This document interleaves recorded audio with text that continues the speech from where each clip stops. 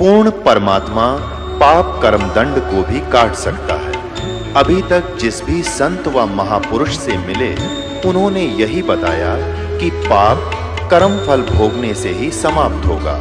वो प्रभु कौन है जो पाप कर्म को काट देता है, वो काल के बंधन से छुड़वा देता है।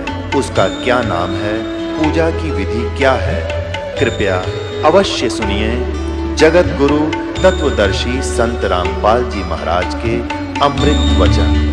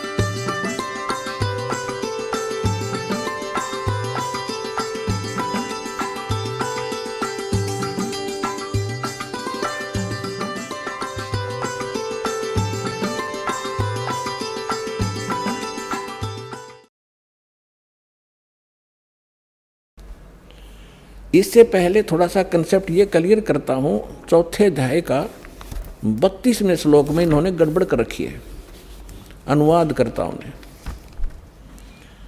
ये देखिएगा चौथे अध्याय का 32वां श्लोक। ये है श्रीमद् भगवद गीता, गीता प्रेस गोरखपुर से प्रकाशित है। जयदयाल गोविंद का इसके अनुवादक हैं। और ये अध्याय नंबर 4 का और श्लोक नंबर 32। इसमें देखिएगा एवं बहुविधा यगा वितता, ये ब्रह्मणे शब्द है, ब्रह्मणे मुखे, ब्रह्मणे मुखे। आप एजुकेटेड हैं पुण्यात्माओं। परमात्मा ने आपको शिक्षा इसलिए दी है कि आप भगवान को पहचानने में सक्षम हो जाए। नहीं तो पिछला इतिहास देख ले, दास का जन्म जब हुआ हमारे यहाँ कोई शिक्षा नहीं थी और सब सुख चैन से जिया करते थे, प्यार से रहते थे, बेईमाना नहीं था। इस शिक्षा ने हमारी नैतिकता खराब कर रखी है। जब से हम शिक्षित और अपने आप को विकास मानते हैं, जिसको बड़ा तरक्की कर ली, अपना पतन कर लिया हमने। ऐसी फिल्में देखते हैं बच्चे, ऐसा बिगड़ गया, आपस में प्रेम रहा नहीं। परमात्मा को मालूम था कि इसमें अवगुण बहुत हैं, इसलिए अभी तक हमारे तक इस विष को आने नहीं दिया था एजुकेशन वाले को। अब देना, ये एजुकेशन देना अनिवार्य समझा कि इसके बगैर ये समझ नहीं सकते भगवान कौन है, कैसा है। ये हमारे काल के दूत इनको मूर्ख बनाए बैठे। इसलिए परमात्मा ने आपको शिक्षा दी और ये इंस्ट्रूमेंट बनाए जो आज आप प्रोजेक्टर देख रहे हो, चिप देख रहे हो, मोबाइल में अपना सत्संग सुन रहे हो। ये गॉड गिवन है, मनुष्य के सतर की बुद्धि का बनाया हुआ नहीं है। पुण्यात्माओं, 1994 में दास ने सत्संग शुरू किया था गुरुदेव के आदेश से। उससे पहले चैनल नहीं थे, उससे पहले ये VCR होया करती से मोटे मोटे लीटर से होया करती, DVD वो चला करती थी, थोड़ी थोड़ी चली, शुरुआत हुई थी उनकी। और ना कोई TV चैनल थे। अब परमात्मा ने विस्फोट किया, ऐसे साधन बना दिए कि परमात्मा के बच्चे यथार्थ ज्ञान को घर बैठे देखेंगे और भगवान को पहचान कर दौड़े आएंगे, अपना कल्याण करवाएंगे और सदा के लिए सुखी हो जाएंगे। तो इसलिए ये रूबरू आपके किया जा रहा है कि ये अपने वो सद्ग्रंथ जिनको आप शिरोधार्य मानते रहे हो, अब श्रीमद् भगवद गीता का स्थान हिंदू समाज के अंदर अद्वितीय है। और जब हमारे वो क्यों है, क्योंकि इसके अंदर एक अनमोल ज्ञान है, इसलिए शिरोधार्य हमारे को और बहुत आदर से हम इस ग्रंथ का नाम लेते हैं, श्रीमद् भगवद गीता जी। अब इसमें लिखा क्या है, ये हमें संदेश क्या दे रहा है, इसके विपरीत हमें बताया जा रहा था। अमृत के स्थान पर हमें विष खिलाया जा रहा था। तो अब हम अमृत खाएंगे, विष त्याग देंगे जब हमें पहचान हो जाएगी। तो इस पहचान के लिए आपको ये सद्ग्रंथ रूबरू कराए जाते हैं। अब देखिएगा, ये है अध्याय नंबर 4 का श्लोक नंबर 32। इसमें ये है एवं बहुविधा यज्ञा वितता ब्रह्मणे मुखे, ये ब्रह्मणे मुखे शब्द है। कर्मजान विधितान सर्वान एवं ज्ञातवा विमोक्षसे, इसका अर्थ इन्होंने कैसा किया है कि इस प्रकार और भी बहुत तरह के यज्ञ, यज्ञ माने धार्मिक अनुष्ठान, इन्होंने ब्रह्मणे मुखे का अर्थ या अनर्थ कर दिया, वेद की वाणी लिख दिया। वेद की वाणी में विस्तार से कहे गए हैं और उन सब को तू कर्म जान, ये गलत है, शारीरिक क्रियाओं द्वारा संपन्न होने वाले जान, इस प्रकार तत्व से जानकर उनके अनुष्ठान द्वारा तू कर्म बंधन से सर्वथा मुक्त हो जाएगा। अब इन्होंने जो गड़बड़ की है यहाँ की है, ब्रह्मणे मुखे का अर्थ कर दिया वेद की वाणी।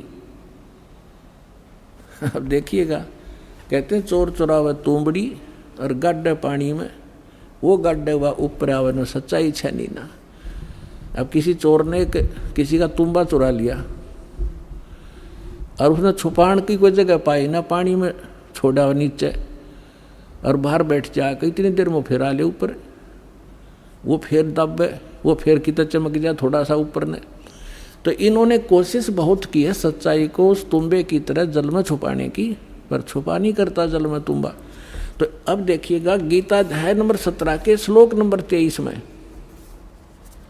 यही शब्द है ब्रह्मणे, यहां इन्होंने अनुवाद ठीक कर दिया।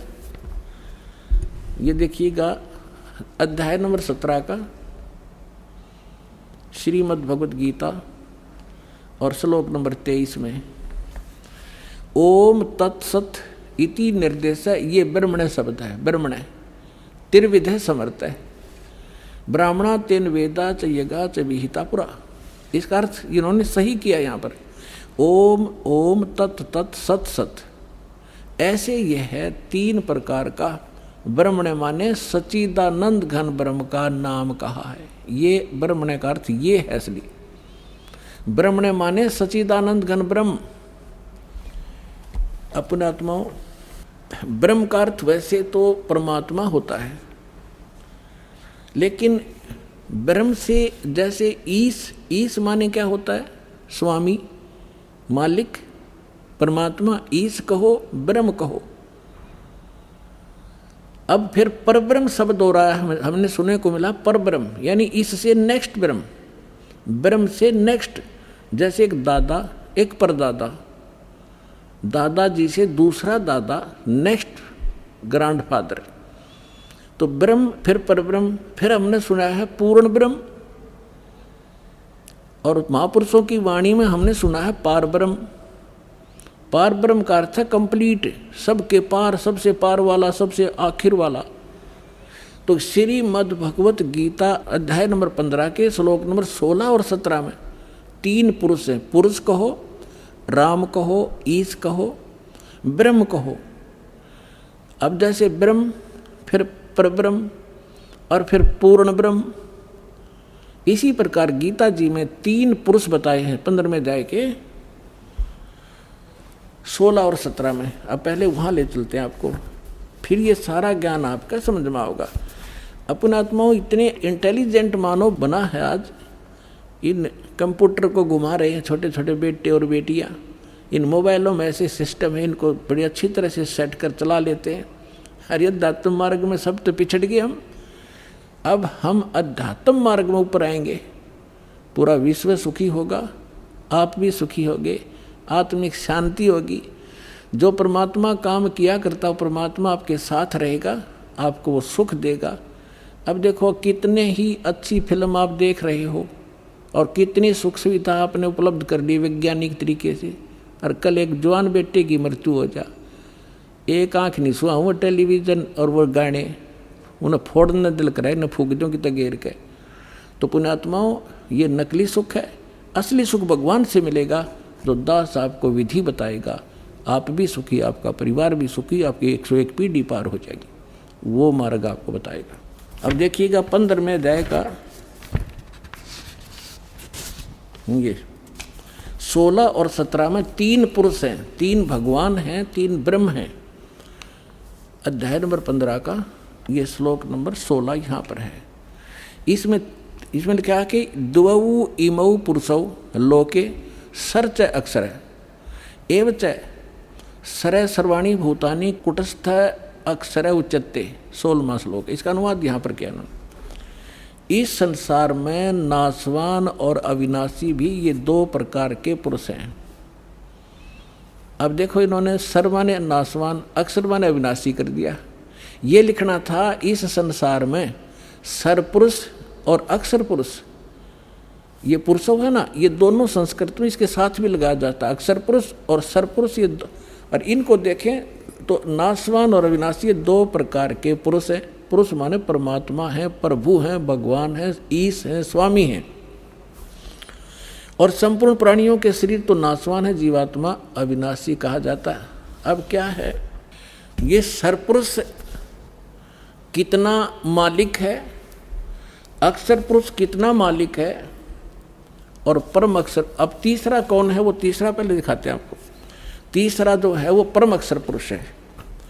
अब यहाँ आपने 15वें अध्याय के 16वें श्लोक में दो पुरुष हैं, सरपुरुष और अक्षर पुरुष। ये इस दो प्रकार के पुरुष हैं, और इनके अंतर्गत जितने प्राणी हैं वो नाशवान हैं, और ये स्वयं भी नाशवान है। जीवात्मा तो गधे की भी नहीं मरती, कुत्ते की भी नहीं मरती। अब यहाँ देखो 15वें अध्याय के 17वें श्लोक में क्या लिखा है कि उत्तम पुरुष है तू अन्य। ये उत्तम पुरुष माने श्रेष्ठ परमात्मा तो इन दोनों से अन्य है, सर पुरुष और अक्षर पुरुष से। सर पुरुष सर और अक्षर, नाशवान और विनाशी, ये दो प्रकार के पुरुष हैं। इसमें लिखा है 17वें श्लोक में 15वें अध्याय के कि उत्तम पुरुष है तू अन्य परमात्मा इति उद्धारत है। ये लोग तरम आवी से विवर्ती अवैश्वर है। उत्तम पुरुष तो अन्य ही है, इन दोनों से कोई और है वो श्रेष्ठ भगवान परम अक्षर ब्रह्म तीसरे नंबर का। उत्तम पुरुष तो अन्य ही है जो तीनों लोकों में प्रवेश करके सबका धारण पोषण करता है। अविनाशी परमेश्वर परमात्मा इस प्रकार कहा जाता है। इसी 15वें अध्याय के प्रथम मंत्र में ये देखिएगा, 15वें अध्याय का प्रथम मंत्र में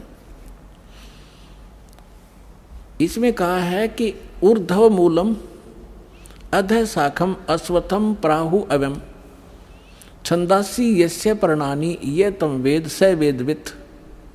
इन्होंने अनुवाद किया है कि ऊर्ध्व मूलम, आदि पुरुष परमेश्वर मूल वाले, इसका अर्थ करना था ऊर्ध्व माने ऊपर को, जड़ वाला वो तो पूर्ण परमात्मा है। और अधः शाखम, यहाँ इन्होंने अधः का अनर्थ कर दिया ब्रह्मा रूप मुख्य शाखा वाले। नहीं, अधः माने नीचे होता है, ऊर्ध्व माने ऊपर होता है। इसमें अधः दो बार है, अधः अधः, ये दूसरे श्लोक में। अब यहाँ इन्होंने, और ऊर्ध्वम भी है, यहाँ देखो इन्हीं का अनुवाद देखते हैं। अधः माने नीचे है, अधः माने नीचे, अधः माने नीचे, और ऊर्ध्व माने ऊपर, ऊर्ध्वम माने ऊपर। अब यहाँ देखो, हम फिर आगे वापस 15वें अध्याय के प्रथम श्लोक में, ऊर्ध्व मूलम अधः शाखम, ऊर्ध्व मूलम अधः शाखम, ये अधः शाखम, ये ऊर्ध्व मूलम अधः शाखम अश्वत्थम प्राहु अवम अविना छंदासी यस्य पर्णानि ये तम वेद स वेदवित्। अब इन्होंने ये गलत किया है, यह लिखना था ऊपर को जो जड़ वाला, ऊपर को जड़ वाला वो तो परमेश्वर है, पूर्ण परमात्मा है, ये ठीक है। अधः शाखम गलत कर दिया, नीचे को शाखा वाला। और संसार रूपी पीपल के वृक्ष को अविनाशी कहते हैं, वेद जिसके पत्ते कहे गए हैं। और उस संसार वृक्ष को जो व्यक्ति, जो संत मूल सहित तत्व से जानता है वह है सवेदवित्, वह वेद के तात्पर्य को जानने वाला है।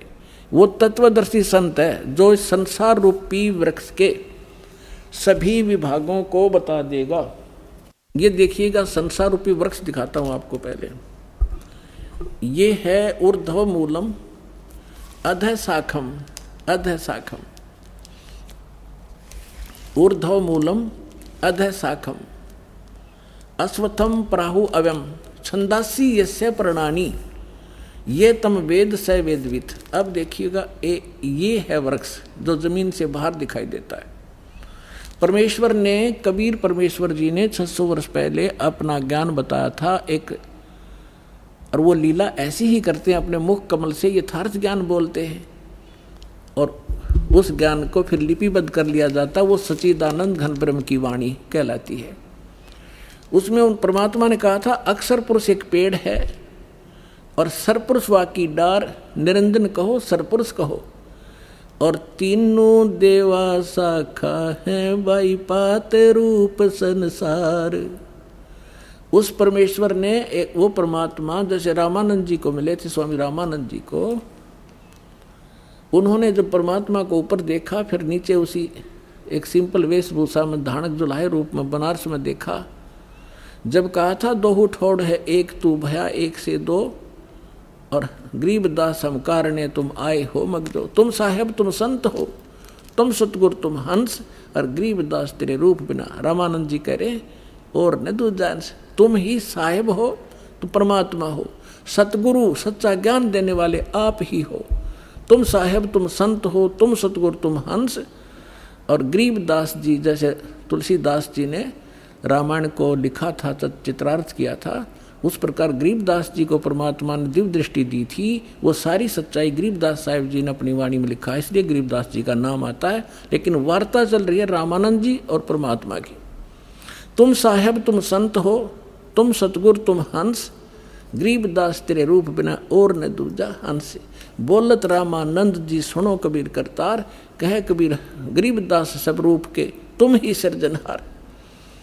तो यहाँ बताया जाता है कि तुम सतगुरु भी आप ही हो, सच्चा ज्ञान आपके बिना इस पृथ्वी पर कोई जानता ही नहीं। तो परमात्मा आए थे, एक हम उसको कवि कह करके फाइनल कर दिया, उनकी क्लोज कर दी फाइल को। अब फिर खोल लेंगे जब देखियो लाल की पहचान होने के बाद आपको पता लगेगा लाल कौन है। तो उस परमेश्वर ने 600 वर्ष पहले उस सच्चिदानंद घन ब्रह्म की वाणी में, अपनी कबीर वाणी में क्या लिखा था? अक्षर पुरुष एक पेड़ है, सरपुरुष वाकी डारे, तीनों देवा शाखा है ये पात रूप संसारे। और वे गीता क्या कहती है 15वें अध्याय का प्रथम मंत्र, कि जो संत इस उल्टे लटके संसार रूपी विभाग वृक्ष के सभी विभाग पत्तों सहित जड़ से लेकर पत्तों तक बता देगा, वो तत्वदर्शी संत है। पहचान बताई है तत्वदर्शी संत की। अब देखिएगा, ये है पूर्ण परमात्मा, ये परम अक्षर ब्रह्म है। ये ऐसे लेंगे, ये है जड़ जो मूल है, ऊर्ध्व मूलम, ये परम अक्षर ब्रह्म है, पूर्ण ब्रह्म परमेश्वर। और ये तना अक्षर पुरुष, ये जो बाहर दिखाई देता है ये तो अक्षर पुरुष है तना, और इससे एक मोटी डार निकली है, वो सरपुरुष समझो, सरपुरुष। और ये तीन रजगुण ब्रह्मा सतगुण विष्णु तमगुण शिवजी रूपी ये तीन शाखाएं, और ये पात रूप संसार है। ये पात रूप हम हैं आगे, और मूल कौन है? ये स्वयं है परमात्मा, ये स्वयं है परमात्मा। ये देखिएगा, ये कौन है? ये कबीर साहिब है, पूर्ण ब्रह्म कबीर साहिब, परम अक्षर ब्रह्म। ये सारे संसार के आधार हैं, ये सब के धारण पोषण करने वाले हैं। जैसे वृक्ष की, जैसे संसार रूपी वृक्ष की जो परिवृष होती है वो जड़ से होती है। अब दास आपको जहाँ लाना चाहता है वहाँ लाएगा। गीता अध्याय नंबर 15 के श्लोक नंबर 1 आपने पढ़ लिया। इसमें स्पष्ट कर दिया कि तत्वदर्शी संत कैसा होगा। ये देखिएगा,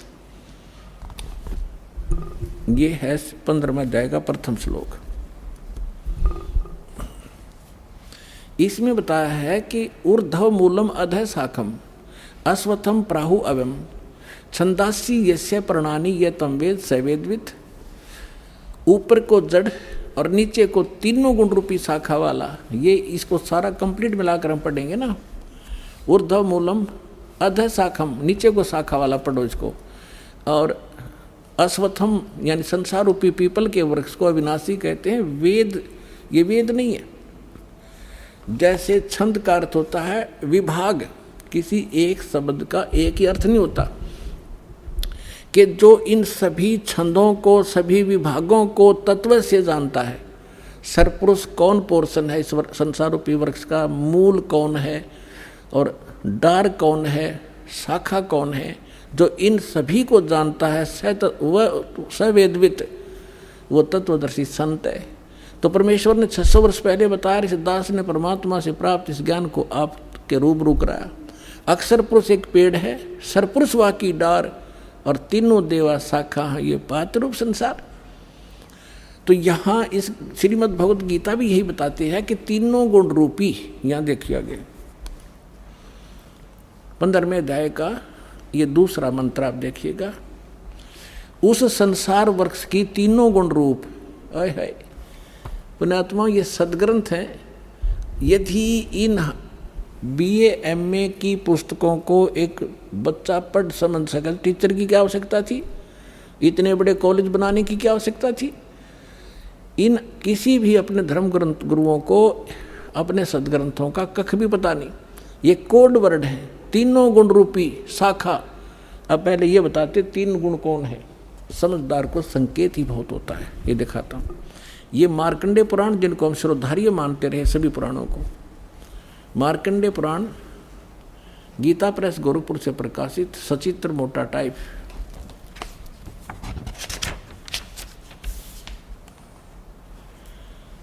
गीता प्रेस गोरखपुर से प्रकाशित है। इसके 123 पृष्ठ पे देखिएगा। अब हम यहां से पढ़ते आ रहे हैं 122 से संक्षिप्त मार्कंडेय पुराण। यहां मार्कंडेय जी बोलते आ रहे हैं। मार्कंडेय जी बोले मुने, अब हम यहां आ जाते हैं, अपने मतलब का पढ़ देंगे। रजोगुण प्रधान ब्रह्मा, तमोगुण प्रधान रुद्र और सत्व प्रधान विश्व पालक विष्णु हैं। यही 3 देवता हैं और ये ही 3 गुण हैं। इति सिद्धम रजगुण ब्रह्मा, सतगुण विष्णु, तमगुण शिव जी। और भी बहुत से प्रमाण हैं, जैसे ये देखिएगा श्रीमद् देवी भागवत, इसमें संस्कृत भी साथ में, हमें ये सुविधा है इसको समझने में। भाग 1, और ये कहाँ से प्रकाशित है? श्री अथ देवी भागवतम सभाष्टिकम समात्यम, खेमरा श्री कृष्णदास प्रकाशन, बम्बई से। इसके यहाँ आइएगा, ये 3रा स्कंद है। अथ श्रीमद् देवी भागवते भाषा टीका युक्ते 3य स्कंद है प्रारंभते। 3रे स्कंद में आ गया, प्रश्न नंबर 11 पे, और अध्याय नंबर 5। इसका मंत्र हम 8 पढ़ेंगे। 7वां यहाँ समाप्त हुआ। भगवान शिव जी कह रहे हैं माता अपनी माँ दुर्गा से, हे माता, यदि हमारे ऊपर सदा आप दया युक्त हो तो हमको तमोगुण में किस प्रकार प्रदान किया, और रजोगुण ब्रह्मा रजोगुण और हरि सतोगुण क्यों युक्त किए। अब ये तो हिंदी है, संस्कृत पढ़ेंगे हम। ये देखिए, यदि दया धर्मना न सदा अंबिके कथम अहम विहित है। मैं क्यों बना दिया, शंकर भगवान कहते तमोगुण है। और कमल जय, कमल से उत्पन्न होने वाले ब्रह्मा जी को रजोगुण संभाव, रजोगुण क्यों बनाया। सुवित क्यों सतोगुण, सत्व गुणों हरि, और विष्णु जी को आपने सतगुण क्यों बनाया। इति सिद्धम रजगुण ब्रह्मा, सतगुण विष्णु, तमगुण शिव जी। अब हम फिर लेते हैं श्रीमद् भगवद गीता को। पुण्यात्माओं, इस मनुष्य जीवन का मूल उद्देश्य परमात्मा प्राप्ति है, और भगवान मिल गए, उसका साधना ठीक मिल गई तो हमारा ये जीवन भी सुखी होगा। इसलिए भगवान की खोज हम किया करते थे। और जिस कारण से हम इन नकली संतों के यहाँ फंस गए, जिसने जैसी साधना बताई हम दिन रात लगे रहे, हमारे पूर्वज मर गए, भूत बन गए, अब उनके श्राद्ध निकलवा रहे हैं, वो भूत योनि में भोग रहे हैं और हमें मूर्ख बना रहे हैं। श्राद्ध निकाल दो, तुम्हारे पिता तृप्त हो जाएंगे। पहले पिताजी 360 दिन में 2-2, 3-3 बार रोटी खाया करते, और फिर 1 साल में 1 दिन छिका कर उसको सदा के लिए सुखी कर देंगे। ये सारे उल्टे काम लगा रखे थे हमारे पूर्वजों को। अब हम सदग्रंथों को समझेंगे, इसमें कहा क्या गया है। अब देखिएगा आप, ये श्रीमद् भगवद गीता अध्याय नंबर, श्रीमद् भगवद गीता गीता प्रेस गोरखपुर से प्रकाशित है। अब अध्याय नंबर 15 का हमने श्लोक नंबर 1 पढ़ लिया। ऊर्ध्व मूलम अध शाखम अश्वत्थम प्राहु अव्यम छंदासी यस्य प्रणानी ये तम वेद स वेदवित।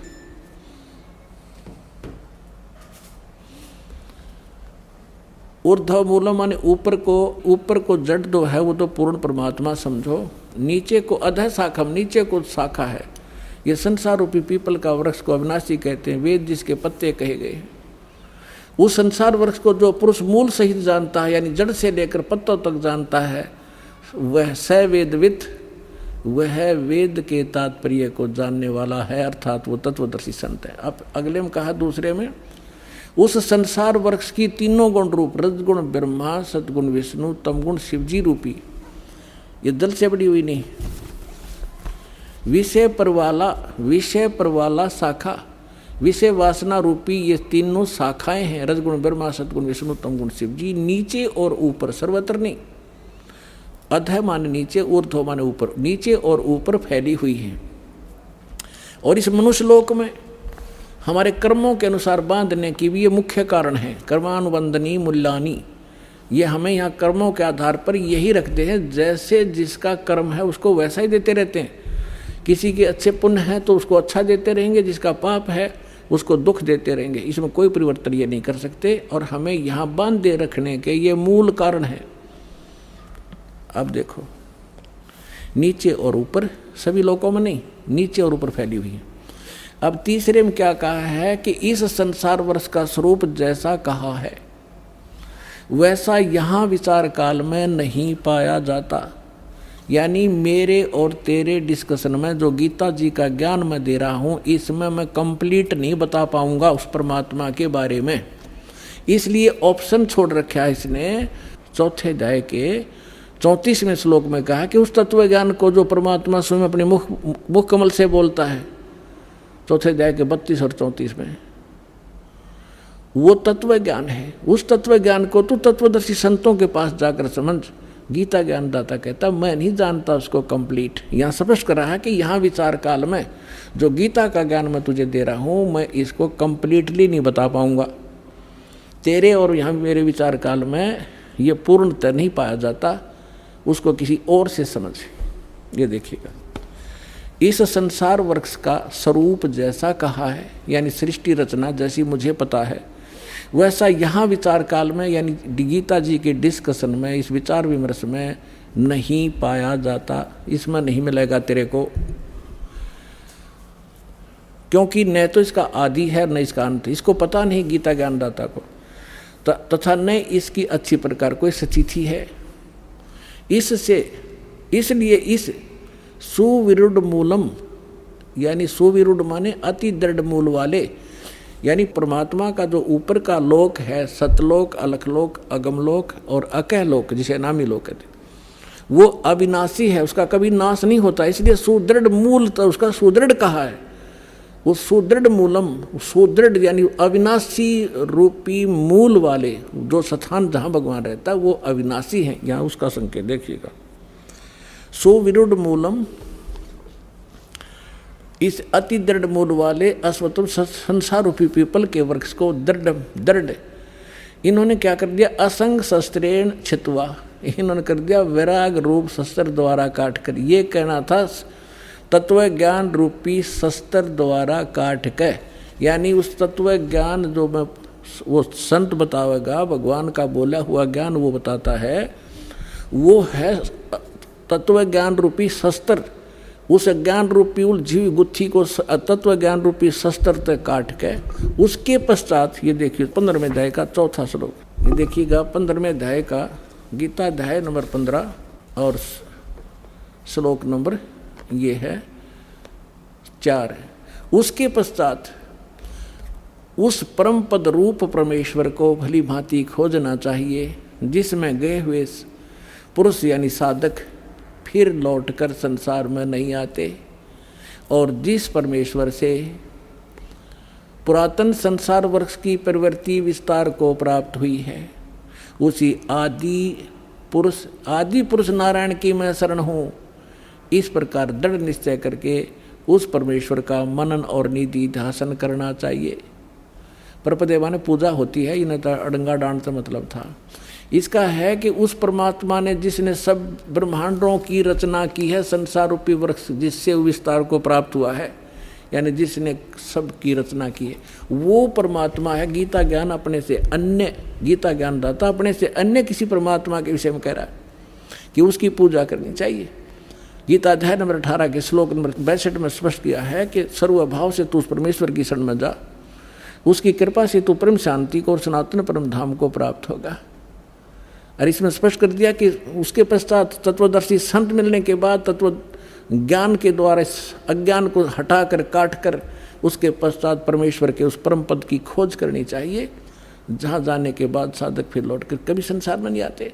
अपने विषय में गीता ज्ञान दाता दूसरे अध्याय के 12वें श्लोक में 10वें अध्याय के दूसरे श्लोक में कहता, अर्जुन तेरे और मेरे बहुत जन्म हो चुके, तू नहीं जानता मैं जानता हूँ। तो इसे सिद्ध है कि यदि हम गीता ज्ञान दाता की भक्ति करेंगे तो हम फिर भी जन्म मृत्यु में रहेंगे, हमें कंप्लीट मोक्ष नहीं होगा, शाश्वत स्थान नहीं मिलेगा, हमें परम शांति नहीं हो सकती। इसलिए तत्वदर्शी संत की खोज करने को कहा है। राज आपको खोज करा करा पा गए, दास है उस तत्वदर्शी संत, आपका जचियो कद्दे फिर।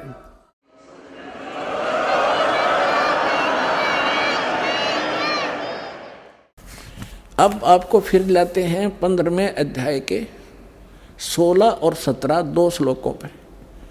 फिर आपके आसानी से आज का सत्संग जो दास आपको समझाना चाहता था आसानी से समझोगे। देखिएगा, ये है अध्याय नंबर 15 का। अब श्लोक नंबर हम 16 यहाँ से पढ़ा था, फिर देख लेते हैं। दिवौ इमौ पुरुषौ लोके सर्च अक्षरः एव च सर्व सर्वाणी भूतानि कुटस्थ अक्षर उच्यते। इन्हीं का अनुवाद पढ़ लेते हैं। 15वां अध्याय। इस संसार में नासवान सर्वनासवान अक्षर अविनाशी दो प्रकार के पुरुष माने परमात्मा, प्रभु, ब्रह्म दो कहे। और संपूर्ण प्राणियों के शरीर ना तो नासवान है, जीवात्मा अविनाशी कही जाती है। फिर ये 70 में मैं तुरंत कहा कि उत्तम पुरुष तो अन्य, वो श्रेष्ठ भगवान तो इन दोनों से कोई और है। और परमात्मा इसी उदाहरत है जिसको भगवान कहा जाता है। ये लोग त्रयमावी से विभर्ती जो तीनों लोकों में प्रवेश करके सबका धारण पोषण करता है, वो अविनाशी परमात्मा है। इन्हीं का अनुवाद। उत्तम पुरुष श्रेष्ठ भगवान तो कोई इनसे दोनों से अन्य है जो तीनों लोकों में प्रवेश करके और सबका धारण पोषण करता है, अविनाशी परमेश्वर परमात्मा इस प्रकार कहा गया है। अब ये है वो जड़ संसार रूपी वृक्ष की परवरिश कहाँ से होती है, किससे आहार होता है, कौन पालन करता है। संसार रूपी वृक्ष की जो जड़ है ये परम अक्षर ब्रह्म है। इससे ये तीनों लोकों में प्रवेश करके और सबका धारण पोषण करने वाला ये परम अक्षर ब्रह्म है, ये पूर्ण परमात्मा है, वो जो इन दोनों से सरपुरुष और अक्षर पुरुष से अन्य है। अब ये है तीनों लोकों में प्रवेश करके सबका धारण पोषण करने वाला ये परमात्मा। अब हम आपको थोड़ा सा इन भगवानों का जो अक्षेत्र दिखाएंगे कि ये कितने प्रभु हैं। जैसे एक ब्रह्मांड होता है, एक ब्रह्मांड में कौन कौन सी स्थिति है वो देखिएगा। ये एक ब्रह्मांड का लघु चित्र है। इस ब्रह्मांड का अंडे जैसी शकल है, अंडे आकार है, अंड आकार है। ये देखिए ऐसा है यहाँ तक। ये इसको अंड भी कहते हैं, इसको ब्रह्मांड भी कहते हैं। और इस ब्रह्मांड के अंदर जो व्यवस्था है वो हमारे शरीर के अंदर हम देख सकते हैं जब हम हमारे इन चैनलों को, कमलों को ऑन कर लेंगे मंत्रों की साधना करके। तो इसलिए इसको पिंड, शरीर को पिंड कहते हैं। जैसे एक टेलीविज़न के अंदर कहीं भी कार्यक्रम हो रहा हो, वो कार्यक्रम हो रहा कहीं और देख हम टीवी पर सकते हैं, ऐसे ये शरीर हमारा है। तो पूरे ब्रह्मांड का जो नक्शा है इस पिंड के अंदर है। इसको पिंड भी कहते हैं, इसको अंड आकार है इसलिए अंड भी इसी को कहते हैं। और ये राधा स्वामी वाले ये नकली पिंड अलग बताते हैं, अंड अलग बताते हैं और ब्रह्मांड न्यारा क्या क्या भी पता नहीं इनको। ये देखिएगा तो ये इस ब्रह्मांड के अंदर क्या क्या व्यवस्था है। नीचे से शुरू करते ये 5 ये 7 हैं, तल, अतुल, वितल, महातल, अतल, सूतल, रसातल और पाताल लोक। और ये पृथ्वी लोक, ये ब्रह्मा का लोक, ब्रह्मा जी का लोक, विष्णु शिव जी का लोक, विष्णु जी का लोक, और ये स्वर्ग, और ये नरक, ये इंद्र का लोक, ये मानसरोवर, ये धर्मराज का लोक, और ये एक ब्रह्मलोक है इसके अंदर। ये सारा ब्रह्मलोक कहलाता है। इतना ये एक ब्रह्मलोक है। इसमें इसने क्या कर रखा है? नकली सतलोक, ये महाइंद्र काल द्वीप, फिर नकली सतलोक, नकली अलखलोक और नकली अगमलोक और नकली अनामी लोक की रचना इस काल ने करवा रखी। ये दुर्गा जी का लोक। यहाँ इसने गुप्त स्थान बना रखा है और इस गुप्त स्थान पर कोई नहीं जा सकता इस काल की रजा से बिना। ब्रह्मा विष्णु महेश का पिता है। इसने 3 स्थान बना रखे हैं, एक रजोगुण प्रधान क्षेत्र, एक तमोगुण प्रधान क्षेत्र, एक सतोगुण प्रधान क्षेत्र, जिसमें ये रजो इस ब्रह्मा रूप में ये अपना ऐसा रूप बना लेता है ब्रह्मा जी जैसा, और दुर्गा को ये अपनी सावित्री के रूप में रखता है। इन दोनों के संयोग से इस रजोगुण प्रधान क्षेत्र में रहते हुए जो पुत्र उत्पन्न होता है इसकी शकल जैसा हो जाता है, उसको ब्रह्मा नाम दे देता है और वो रजोगुण युक्त हो जाता है। इसी प्रकार ये सतोगुण युक्त स्थान है, इसमें स्वयं विष्णु रूप धारण करता है, दुर्गा को महालक्ष्मी रूप में रखता है। इन दोनों के संयोग से इस सतोगुण प्रधान क्षेत्र में रहने से जो पुत्र उत्पन्न होता है वो सतोगुण युक्त हो जाता है और उसका नाम विष्णु रख देते हैं। इसी प्रकार ये शंकर रूप बना लेता है, दुर्गा को पार्वती रूप में रखता है, और इन दोनों के संयोग से तमोगुण प्रधान क्षेत्र में जो पुत्र उत्पन्न होता है वो तमोगुण युक्त हो जाता है। इसलिए रजगुण ब्रह्मा, सतगुण विष्णु और तमगुण शिव जी की उत्पत्ति करके ये फिर नीचे के लोकों का प्रधान बना देता है, इनको एक एक द्वीप दे देता है। और ये तीनों भगवान केवल पृथ्वी लोक, स्वर्गलोक और इस पाताल लोक, इन 3 लोकों के ऊपर ही ये प्रभुता रखते हैं इस एक ब्रह्मांड में। बस इतने मालिक हैं, इतने स्वामी हैं। और ये ब्रह्म है इनका पिता सरपुरुष, ये केवल 21 ऐसे 21 ब्रह्मांडों का स्वामी है। ये देखिएगा, आप जी ने जो ब्रह्मांड देखा था ये वाला, अब ये समझो ये एक गेंद सी होगी और ये 21 ब्रह्मांड का अक्षेत्र है। इस सरपुरुष का गीता अध्याय नंबर 15 के श्लोक नंबर 16 और 17 वाले में 3 पुरुष हैं। ये सरपुरुष का अक्षेत्र है 21 ब्रह्मांड। ये एक ब्रह्मांड है जिसको गेंद दिखाई देती है आपको, गेंद सी। 5 ब्रह्मांडों को इकट्ठा करके इसने एक महाब्रह्मांड बना रखा है। ऐसे 4 ब्रह्मांडों में 20 महाब्रह्मांडों में 20 ब्रह्मांड रोक रखे हैं। इसके बाद इसने एक ब्रह्मांड जैसा क्षेत्र ये अलग से और है, ये तो लिखने के लिए समझाने के लिए अलग लिखा है। यहाँ भी इसने एक धोखा कर रखा है, नकली सतलोक, नकली अलखलोक, नकली अगमलोक और नकली अनामी लोक भी 21वें ब्रह्मांड में भी रचना करवा रखी है। ये तपस्शिला है जहाँ बैठ कर ये 1 लाख मानव शरीरधारी प्राणियों को खाता है ये काल ब्रह्मा विष्णु महेश का पिता। और यहाँ से फिर आगे निकल जाते हैं, परब्रह्म का लोक में जाना होता है। अब देखिएगा इसके बैक में कंप्लीट देखेंगे। अब ये है कंप्लीट सभी ब्रह्मांडों का, असंख्य ब्रह्मांडों का चित्र एक समझने के लिए। अब जो आपने देखे थे वो 21 ब्रह्मांड, अब ये है 21 ब्रह्मांड। ये सरपुरुष का क्षेत्र है, सरपुरुष का, बस इतना, ये इतना। और इसके बाद ये है परब्रह्म कहो, इसको अक्षर पुरुष कहो। इसे नेक्स्ट ब्रह्म जो है ये 7 संख्य ब्रह्मांड, इससे कई गुना बड़ा है। ये इस अक्षर पुरुष का केवल इतना ही अक्षेत्र है 7 संख्य ब्रह्मांड का, और ये है वो परम अक्षर ब्रह्म। असंख्य ब्रह्मांड का स्वामी ये असंख्य, ये छोटे छोटे दिखे सारे ब्रह्मांड हैं, सारे अलग अलग से। ये तो थोड़ा सा क्षेत्र इन दोनों का, और इस पूर्ण परमात्मा का असंख्य, इंक्लूडिंग दिस ब्रह्म एंड पर ब्रह्म, सरपुरुष और अक्षर पुरुष इंक्लूडिंग ये परमात्मा सब के ऊपर ओवरऑल कंट्रोलर, कुल का मालिक है। ये है वो परम अक्षर ब्रह्म। गीता अध्याय नंबर 8 के श्लोक नंबर 1 में अर्जुन ने प्रश्न किया कि हे भगवान, आपने गीता अध्याय नंबर 7 के श्लोक नंबर 29 में कहा है कि जो व्यक्ति जरा और मरण से छूटने का प्रयत्न ही कर रहे हैं, इस संसार की किसी वस्तु की इच्छा नहीं रखते, वो तत्ब्रह्म को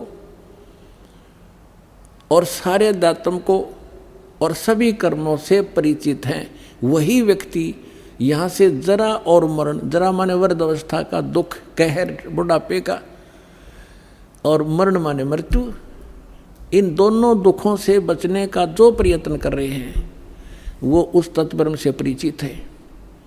तत्ब्रह्म कौन?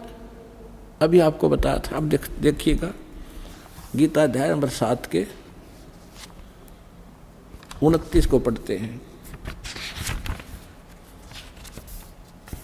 ये देखिए श्रीमद् भगवत गीता अध्याय नंबर 7 का और ये श्लोक नंबर 29 यहाँ पर है। हम संस्कृत पढ़ेंगे, आराम से समझ लेंगे। जरा मरण मोक्षाय, जरा माने वृद्धावस्था, मरण माने मृत्यु, मोक्ष माने छुटकारे के लिए, माम आश्रित यतन्ति ये ते ब्रह्म तत्विदु कर्षणम अध्यात्म कर्म च अखिलम। इसका अर्थ बनता है कि मेरे इस ज्ञान को आश्रय कर लेगा जो मैंने ज्ञान दिया है कि अर्जुन तत्वदर्शी संत की खोज कर ले उस परमात्मा को समझने के लिए, जहाँ जाने के बाद फिर लौटकर कभी जन्म मृत्यु नहीं होगी, परम शांति प्राप्त होगी।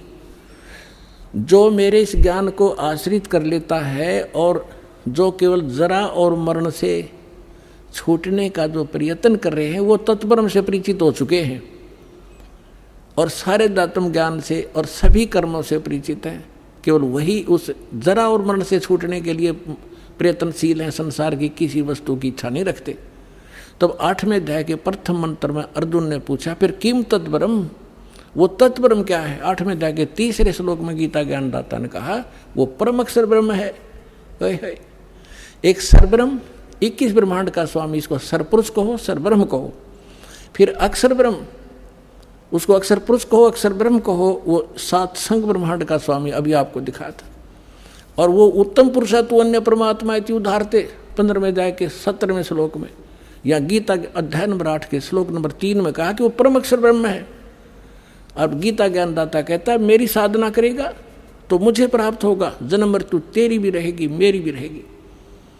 और उस तत्वदर्शी संत की खोज करके उस परम अक्षर ब्रह्म की साधना करेगा, उसको प्राप्त हो जाएगा, फिर कभी तेरी जन्म मृत्यु नहीं होगी। इतना सा ज्ञान है इस पूरी गीता जी में। अब देखिएगा अध्याय नंबर 7 का और मंत्र नंबर 29, ये तो दास ने आपको संस्कृत से अनुवाद किया है। अब देखिएगा इनका अनुवाद। जो मेरे शरण होकर जरा और मरण से छूटने के लिए यत्न करते, जरा माने नहीं लिखे उन्होंने क्या होता है, जरा माने बुढ़ापा, वृद्धावस्था का कष्ट। इस जीव के ऊपर 2 दुख हैं सबसे भारी। एक तो वृद्धावस्था, सारे अंग शिथिल हो जाते हैं, सब रोग घेर लेते हैं। और फिर मृत्यु, देख कितने अच्छे बेटे हैं बेटियां हैं, कैसी मकान है कोठी है, और कैसा दिल लग रहा है, 1 मिनट में मृत्यु हो जा, खा के जीवन। तो यहाँ इसमें बताया कि जो जरा और मरण से छूटने का जो प्रयत्न कर रहे हैं वो तत्ब्रह्म से परिचित हैं। यह देखो, जो मेरे शरण होकर जरा और मरण से छूटने के लिए प्रयत्न करते हैं वे पुरुष तत्, उस ब्रह्मन ब्रह्म को, तत्ब्रह्म को, संपूर्ण दातम को तथा संपूर्ण कर्मों को जानते हैं। अब देखो 8वें अध्याय के प्रथम मंत्र में अर्जुन ने पूछा किम तत्ब्रह्म किम अध्यात्म किम कर्म पुरुषोत्तम अधिभूतम च किम प्रोक्तम अधिदेवम किम उच्यते। इसमें पूछा कि वह ब्रह्म क्या है, वो तत्ब्रह्म के है। अब गीता ज्ञानदाता ने 8वें अध्याय के 3रे श्लोक में बताया, 8वें अध्याय के 3रे श्लोक में वो परम अक्षर ब्रह्म है। अपने आत्मा इतना गजब का ज्ञान इस अनमोल ग्रंथ में, अमर ग्रंथ में, गीता जी में। और ये नकली श्री कृष्ण जी ने सुप्रीम पावर बताते, श्री कृष्ण जी का था कि इसमें रोलक हो ना, गीता में की तो पूजा की विधि भी नहीं है, उसका कोई जिक्र भी नहीं है, सिर्फ 3 गुण बता दिए, रजगुण ब्रह्मा, सतगुण विष्णु, तमगुण शिव जी। अब गीता ज्ञानदाता कौन है? ये ब्रह्म है। ये ऐसे अलौकिक कर्म करता है, किसी के अंदर प्रवेश करके अपना ज्ञान दे देता है। अब ये जो दास आपको बताना चाहता है कि गीता ज्ञानदाता कहता है कि मेरी भक्ति करेगा तो मुझे प्राप्त होगा। 8वें अध्याय के 5 और 7 मंत्र में, 8वें अध्याय के 8, 9, 10 में इस परम अक्षर ब्रह्म के बारे में कहा है कि उसकी भक्ति करेगा तो उसको प्राप्त होगा। सीधी सी बात है। अब देखिएगा, ये अध्याय नंबर 8 आप पढ़ रहे हैं, हमने 3 पढ़ दिया, 5 पढ़ेंगे। जो पुरुष अंत काल में भी मुझ को ही स्मरण करता हुआ शरीर को त्याग कर जाता है, वह मेरे मद भावम भावती, मद भावम याति, वो मेरे ही भाव में भावित रहता है। इसका अर्थ तो ये बनता है, इसमें कोई संशय नहीं। और 7वें में क्या कहा है, अब 7वें में कहा है कि इसलिए हे अर्जुन, सब समय में मेरा स्मरण कर और युद्ध भी कर, मुझ में अर्पण किए हुए मन बुद्धि युक्त होकर निसंदेह मुझको ही प्राप्त होगा। अब देखो, गीता ज्ञान दाता कह रहा है कि यदि तू मेरी भक्ति करेगा तो युद्ध करना पड़ेगा तेरे को, यहाँ परम शांति नहीं हो सकती, क्योंकि जहाँ युद्ध है वहाँ शांति कैसे, और युद्ध में भी स्मरण जरूरी। तो इसलिए जो हठ योग किए करते हैं, जंगल में बाहर वन में चले जाते हैं, या 2.5 घंटे सुबह 2.5 घंटे शाम को हठ योग करते हैं, ये गीता और वेदों विरुद्ध है और सच्चिदानंद घन ब्रह्म की वाणी के विरुद्ध है। सच्चिदानंद घन ब्रह्म की वाणी में उस तत्व ज्ञान में लिखा है, नाम उठत नाम बैठत नाम सोत जागवे, नाम खाते नाम पीते नाम सेती लागवे। यही गीता में लिखा है कि तू युद्ध भी कर, मेरा स्मरण भी कर, और इसका स्मरण करते हुए अंतिम सांस तक तू मेरा स्मरण करता हुआ शरीर छोड़कर जाएगा तो मुझे प्राप्त होगा। अपना मंत्र क्या बताता है देखिएगा, गीता अध्याय नंबर 8 के श्लोक नंबर अब 13 में गीता ज्ञानदाता कहता है, ओम इति एकाक्षरम ब्रह्म व्यवहरण माम अनुसमरण, ये प्रयाति तदंदेहम सयाति परमाम गतिम। मुझ ब्रह्म का, माम ब्रह्म, मुझ ब्रह्म का केवल ये ओम, यह एक अक्षर है, नथिंग एल्स। ये ओम अक्षर है, ये ओम, ओम, ये एक ओम अक्षर है, और सुमन करके, उच्चारण करके सुमन करने का, और यह प्रयाति तदंदेहम, जो इसका सिमरण करता हुआ शरीर छोड़कर जाता, सयाति परमाम गतिम, वो इस ओम से मिलने वाली परम गति को प्राप्त करेगा, परम गति को। अब ओम से मिलने वाली परम गति कौन सी है? ब्रह्मलोक, क्योंकि ब्रह्म का मंत्र है ओम। ओम के जाप से ब्रह्मलोक प्राप्त होगा, और ब्रह्मलोक में गए हुए प्राणी भी पुनरावृत्ति में 8वें अध्याय के 16वें श्लोक में लिखा, ये देखिएगा 8वें अध्याय के ये 16वें श्लोक में कि हे अर्जुन, ब्रह्मलोक पर्यंत भी सब लोग पुनरावृत्ति में हैं, कि ब्रह्मलोक में गए हुए का भी जन्म मृत्यु होता है। इन्होंने इसमें आगे अनुवाद थोड़ा गलत किया है, ये फिर समझाएंगे, अब टाइम नहीं है। अब जो दास आपको समझाना चाहता है कि गीता ज्ञान दाता अपना मंत्र ओम बताता है, और अपने उससे मिलने वाली परमगति क्या है ब्रह्मलोक, ब्रह्मलोक में गए हुए फिर जन्म मृत्यु में आते हैं, और अपनी स्थिति बताता है दूसरे अध्याय के 12वें श्लोक में, 10वें अध्याय के दूसरे श्लोक में, चौथे अध्याय के 5 और 9 श्लोक में, कि अर्जुन तेरे और मेरे बहुत जन्म हो चुके हैं और आगे भी होंगे। ये ना समझना तू नहीं जानता, मैं जानता हूँ। इसलिए उसने कहा कि 18वें अध्याय के 62वें श्लोक में कि तू सर्वभाव से उस परमेश्वर की शरण में जा, उसकी कृपा से तू परम शांति को और सनातन परम धाम को प्राप्त होगा। अब उसका मंत्र कौन सा है? उस परमात्मा की भक्ति, परम अक्षर ब्रह्म की साधना करने का। ओम तत्सत, 17वें अध्याय का 23वां श्लोक। फिर से आइए, ये 17वां अध्याय श्रीमद् भगवत गीता, और ये 17वां अध्याय, 17वें का 23वां श्लोक है। ओम तत्सत इति निर्देश है ब्रह्मण है त्रिविध है समर्थ है ब्राह्मणा तेन वेदा च यज्ञा विहिता पुरा। ओम ओम तत् तत् सत सत, ऐसे यह 3 प्रकार का सच्चिदानंद घन ब्रह्म, उस परम अक्षर ब्रह्म का मंत्र कहा है। अब सच्चिदानंद घन ब्रह्म परम अक्षर ब्रह्म का मंत्र ओम तत् सत, उसको पाने का। ओम तो पुण्यात्मा सीधा है ब्रह्म अक्षर पुरुष का, और जो तत् है वो अक्षर पुरुष का, वो सांकेतिक कोड वर्ड दास के पास है, इस पृथ्वी विश्व में किसी के पास नहीं। और सत है ये परम अक्षर ब्रह्म का, ये भी कोड वर्ड है, सांकेतिक शब्द है। ओम और तत् जो सांकेतिक शब्द है वो दोनों मिलकर ये सतनाम बनता है 2 अक्षर का। और जिसका भी आज तक मोक्ष हुआ उन महापुरुषों ने इस सतनाम का जाप किया है। और जो सत्य है वो सारनाम की तरफ संकेत है, वो भी कोई अन्य मंत्र है जो भक्तों को प्राप्त हो चुके हैं, उनको खूब ज्ञान है। अब 8वें अध्याय के 8, 9, 10 श्लोक 3 श्लोकों में गीता ज्ञानदाता उस परम अक्षर ब्रह्म की साधना के लिए कहता, उसकी भक्ति करेगा उसको प्राप्त होगा, मेरी करेगा मुझे प्राप्त होगा, मुझे मेरी भक्ति करेगा जन्म मृत्यु तेरी भी रहेगी मेरी भी रहेगी, सनातन परम धाम नहीं प्राप्त हो सकता, परम शांति नहीं हो सकती, वो स्थान प्राप्त नहीं हो सकता जहाँ जाने के बाद फिर दौड़कर कभी संसार बन जाते, और उसके बगैर पूर्ण मोक्ष नहीं हो सकता, परम शांति नहीं हो सकती, और ये जन्म मरण का कष्ट मिट नहीं सकता। अब देखिएगा श्रीमद् भगवत गीता 8वें अध्याय का 8, 9, 10 आपको रूबरू करते हैं। अध्याय नंबर 8 का, और यहां से शुरू करेंगे। यहां तक तो इसने अपना बता दिया है कि हे अर्जुन, 7वें तक तो कि अर्जुन, इसलिए हे अर्जुन सब समय में मेरा स्मरण कर और युद्ध भी कर, इस प्रकार मुझ में अर्पण किए हुए मन भाव से युक्त होकर निसंदेह मुझको प्राप्त होगा। और फिर 8वें में क्या कहा है, अब अभ्यास योग युक्तेन चेतसा न अन्य गामिना परमं पुरुषम दिव्यम याति पार्थ अनुचिंतन। यहां देखिए, हे पार्थ, यह नियम है कि परमेश्वर के, ओहो देखो पुणात्माओं, डेफिनेशन ऑफ गॉड भी आज तक हमें नहीं बता सके हमारे नकली गुरु।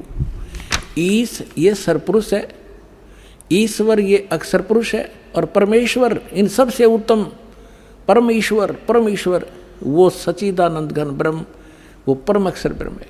अब यहाँ बता रहे हैं कि उस परमेश्वर के ध्यान, उसकी भक्ति करने से उसको प्राप्त होता है। देखिए हे पार्थ, परमेश्वर के ध्यान के अभ्यास रूप योग से, ये नहीं अभ्यास योग युक्तेन, जो मंत्र बताए हैं उनके अभ्यास करने से, और दूसरी ओर न जाने वाले चित्त से, यानी और कोई साधना नहीं करने वाला व्यक्ति, और निरंतर चिंतन करता हुआ परम दिव्य पुरुषम, परमम दिव्यम पुरुषम, परम प्रकाश रूप नहीं, परम दिव्य पुरुष को, अर्थात उस परमेश्वर को, परम अक्षर ब्रह्म को ही प्राप्त होता है।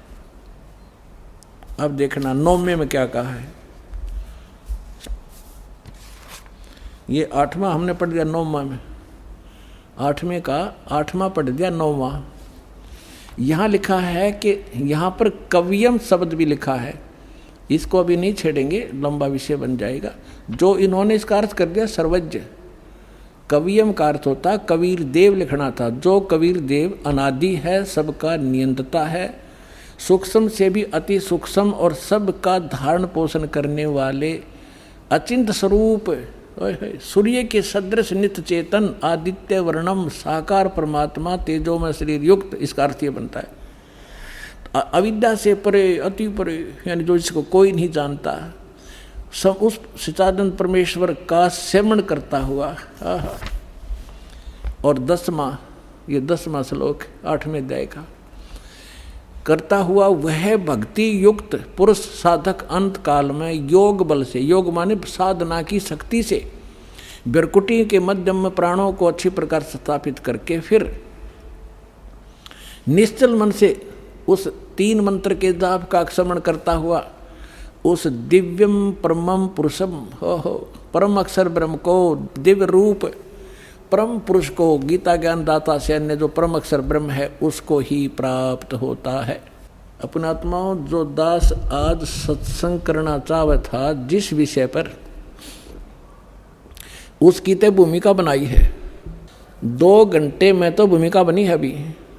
आज दास आपको ये बताना चाहता था कि ब्रह्मा विष्णु महेश की क्या स्थिति है और गीता में उसको क्या संज्ञा दे रखी है, वो लंबा विषय बन गया, फिर कल के सत्संग में सुनाएंगे। और दूसरा ये सुनाना चाहता था कि ये है वास्तविक ज्ञान हमारे सदग्रंथों का, और ये राधा स्वामी वाले क्या बताते हैं, हमारे साढ़े गुरुओं का ज्ञान तो गीता वेद पुराणों से आगे का है। हमने गीता और वेदों की कोई आवश्यकता नहीं, उनका ज्ञान दिखाना चाहूँ था पर समय थोड़ा रह गया। वो किसा ज्ञान है, कल दिखाएंगे उनको। अब आपको पहले कुछ भक्तों का अनुभव सुनाएंगे, वो अनुभव सुनिए। नमस्कार सर। सच्चाई जी। क्या शुभ नाम है जी आप जी का? सौरभ दास। सौरभ दास जी, कहाँ से आए हैं आप? दिल्ली से आया हूँ। सर, परम संत सद्गुरु रामपाल जी महाराज से नाम उपदेश लेने से पहले आप कौन सी भक्ति करते थे? मैं अन्य सभी देवी देवताओं की पूजा करता था। तो सौरभ दास जी, जो भक्ति आप अन्य सभी देवी देवताओं करते थे, उस भक्ति से आपको क्या लाभ मिलता था? जी, लाभ तो कोई नहीं मिला आज तक। जब भक्ति की थी बीमारी पड़ता रहता था, हरदम बीमारी रहता था घर पे। तो सर, जो अन्य देवी देवताओं की आप भक्ति करते थे उससे आपको कोई लाभ नहीं मिला, आपको उल्टा शारीरिक बीमारियां हो गई, फिर सर आप परम संत सद्गुरु रामपाल जी महाराज की शरण में कैसे आए? जी, मैं एक बार बहुत ज़्यादा बीमार हो गया था, मुझे नमूनिया हो गया था। तो किसी माई ने मुझे बताया कि परमात्मा आए हुए हैं पृथ्वी पर, और ज्ञान गंगा बुक दी थी। मैंने ज्ञान गंगा पुस्तक पढ़ी और फिर परमात्मा की शरण में आया, नाम लिया। तो जो परम संत सद्गुरु रामपाल जी महाराज ने आपको नाम उपदेश दिया और जो आप उनके सानिध्य में भक्ति कर रहे हैं, उस भक्ति का आपको क्या लाभ मिला? जी, लाभ तो सबसे पहले परमात्मा जैसा बताते हैं कि अपने कोटे से परमात्मा लाभ देंगे, धीरे धीरे सब कुछ होगा। सबसे पहले मेरा एक पास गुम हो गया था, तो फिर मैंने सारी जगह ढूंढ लिया था। कहीं से मैं घूम के आया था, तो सारी जगह ढूंढ लिया, घर में सब जगह ढूंढा, लेकिन वो पास नहीं मिला। फिर अचानक मेरी बुक, जहाँ पे मैं बुक रखता हूँ, वहाँ पे ज्ञान गंगा बुक रखी थी, वो ज्ञान गंगा बुक के नीचे ही मिला, और मैंने वहाँ पे 100 बार ढूंढ लिया था, फिर नहीं मिला वो। तो पास अचानक अपने आप मेरे को मिल गया। तो मैंने सोचा वो परमात्मा ने दया बख्शी है, पास वापस मिल गया।